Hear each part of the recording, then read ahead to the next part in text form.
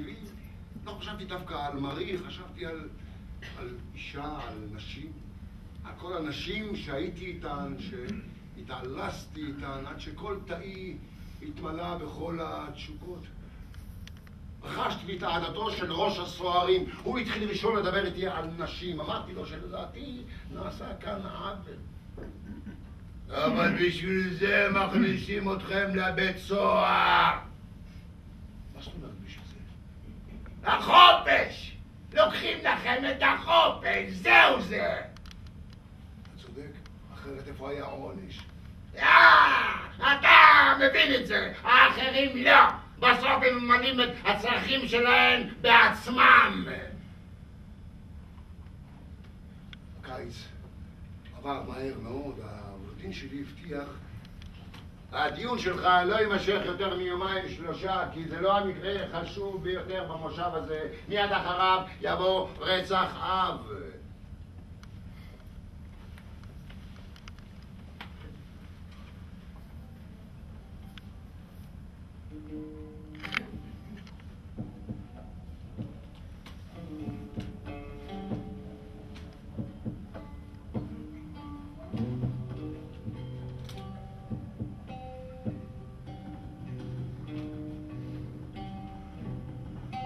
דלת, הכניסו אותי לתא הנאשמים.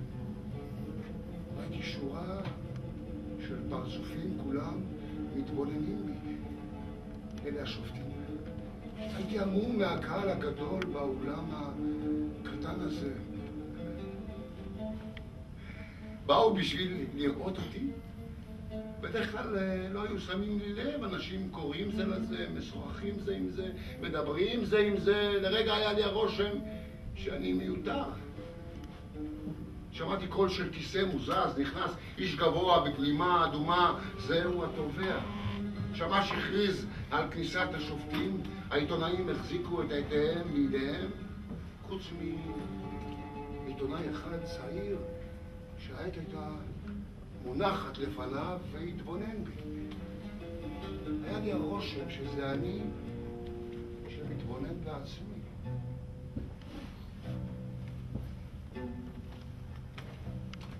נכנס מנהל מושב הזקנים.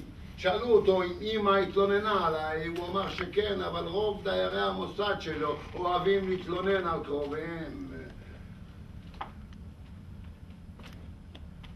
יום הקבורה הופתעתי משלוות הנפש שלו, ושלא רצה לראות את אמא שלו ולא בכה אפילו פעם אחת. ומיד אחרי הקבורה הסתלק בלי להתייחד עם עצמו על הקבר. ומה שהפליא אותי, שהוא לא ידע בת כמה היא הייתה. הסתערה דממה. בפעם הראשונה, אחרי כל כך הרבה שנים, התעורר בי הרצון המטופש לבכות. כי הרגשתי כמה האנשים האלה מתעבים אותי. השוער, הוא אמר שלא רציתי לראות את אמא, שעישנתי, שתיתי קפה בחלב. ואז פעם ראשונה הבנתי שאני אשם. העורך דין שאל אותו אם הוא עצמו לא עישן. הוא אמר שהוא יודע ששגה, אבל לא העז לדחות את הסיגריה שהצעתי לו. אמרו לי אם יש לי מה להוסיף. כן, העד באמת צודק, הצעתי לו סיגריה. תומאס פרז, השמש היה צריך לתמוך בו עד הדוכן. תבינו, הכאב שלי היה גדול מדי לכם. לא יכולתי לראות כלום, כיוון שהכאב היה גדול מדי. אפילו התעלפתי, לכן לא יכולתי לראות את האדון. התובע שאל אותו אם ראה שבכיתי. פרז אמר שלא.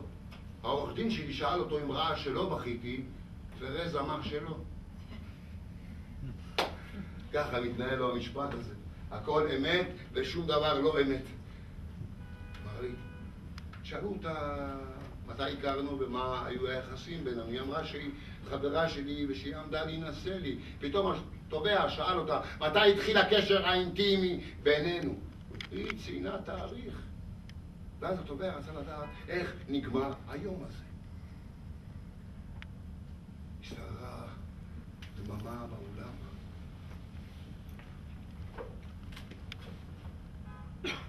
האיש הזה, רבותיי, שלמחרת יום מותה של אמו הלך להתרחץ בים. התחיל יחסים לא מוסריים עם בחורה והלך לצחוק בסרט מבדח. אין לי יותר מה להוסיף. פתאום מרי התחילה לבכות, לא נכון, לא נכון, לא כך היה, לא כך היה. עכשיו מה שהוריד אותה אחר כך לא הקשיבו למסון שאמר שאני איש ישר, ולא לסלמנו הזקן שאמר שהתנהגתי יפה עם הכלב שלו. רמו אמר שנוכחותי על חוף הים הייתה מקרית, ואז התובע רצה לדעת איך זה שהמכתב שבגללו התחילה כל הפרשה הזאת נכתב על ידי. רמו אמר שזה היה מקרה. ואז התובע רצה לדעת אם מקרה הוא שלא התערבתי כשסתר רמו לבחורה שלו, ואם מקרה הוא ששימשתי לו עד במשטרה, ואם מקרה הוא שכל העדות הייתה מכוונת לטובתו. אפילו על ספסל הנאשמים מעניין לשמוע איך מדברים עליך. מזמן התחשק לי להפסיק את כולם ולומר הכל טוב ויפה, אבל מי כאן הנאשם? להיות נאשם זה רציני ויש לי מה להגיד. בעצם לא היה לי מה להגיד. ראית שזה, רבותיי, שלמחרת יום מותה של אמו התמכר לפריצות מחפירה. רצח אדם כדי להסתיר עבירת מוסר חמורה. העורך דין שלי צעק, מה זה? במה מאשימים אותו? שהרג אדם או שקבר את אמו? אני מאשים את האיש הזה שקבר את אמו בלב של פושע. אתם רואים את האיש הזה, רבותיי? איש אינטליגנטי, הוא יודע לענות, יודע את ערך המילים. אי אפשר להגיד שלא הבין מה עשה. האם הביע חרטה? לא, אבל לא, רבותיי המושבעים. במשך כל זמן החקירה לא ניכר בו באיש הזה שפשעו המתועב נגע לליבו. אני תובע מכם את ראשו של האיש הזה, ואני תובע זאת בלב קל. השופטים הודיעו על הפסקה.